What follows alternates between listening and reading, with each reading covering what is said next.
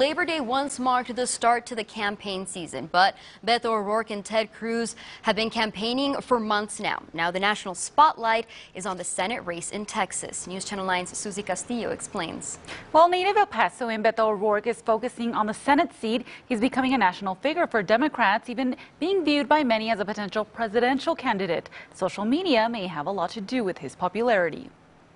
That is our opportunity right now. Visiting small towns and getting shares on social media, Beto O'Rourke is gaining national attention. Recently, a speech he gave defending NFL players kneeling during the national anthem went viral. And in the span of about a week or so, not only have there been a huge number of retweets, but then there was a lot of extra attention placed on the race. Polls are showing O'Rourke and Ted Cruz in a close race for Senate. However, a Democrat has not won a statewide race in Texas in 24 years. UTEP communication expert Dr. Richard Pineda says O'Rourke has his work cut out for him. Because in a race like this, where there's going to be probably a very narrow margin, you are going to need to activate all of your existing Democratic voters. You're going to need to add new voters to those rolls with voter registration, and you're going to have to swing Republican voters. With a very important dignitary on board. Meanwhile, Republican candidate Ted Cruz is endorsed by President Trump. He recently tweeted he plans to stage a major rally in the biggest stadium in Texas. Pineda says it would be easier for O'Rourke to run for president than to run for this Senate seat. If you can campaign across a state as large as Texas, if you can rally voters to the point that you're that close to a race,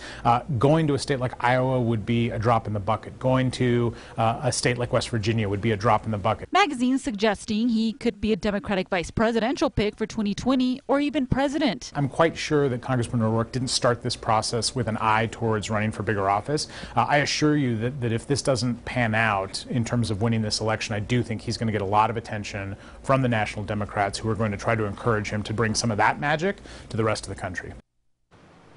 Ted Cruz, now with Trump's support, tweeted Texas will be glad to see Trump and that together they have worked for a booming Texas economy. Susie Castillo, News Channel 9. Susie, thank you. And that tweet by the president backing Cruz also calls O'Rourke a disaster for Texas. But Trump wasn't always a Cruz supporter. Ahead of the 2016 Texas primary, he tweeted this, quote, "Cruz is a nasty guy, no one Senate endorsement, and despite talk, gets nothing done. Loser." A new poll for the U.S. Senate seat in Texas is showing Cruz and O'Rourke are neck and neck in this race. The Emerson College poll shows Cruz at 38%, 1 point ahead of O'Rourke, who is at 37%. The poll of registered voters shows 21% still have not decided who they support. And new information on O'Rourke's 1998 arrest shows O'Rourke was found intoxicated after losing control of his car on I-10, hitting a truck. Nobody was hurt, but O'Rourke allegedly tried to flee, according to the report. O'Rourke has been open about his arrest, saying it was a serious mistake. The Houston Chronicle reporting his opponent, Cruz, has never been arrested but was once ticketed for underage alcohol possession when he was 17. Now, you'll remember on Friday, a debate for Cruz and O'Rourke had been discussed but did not end up happening.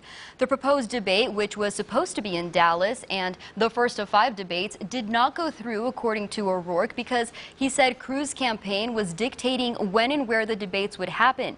Cruz's campaign says they've, quote, begged O'Rourke for debates and added that suddenly he seemed to get scared.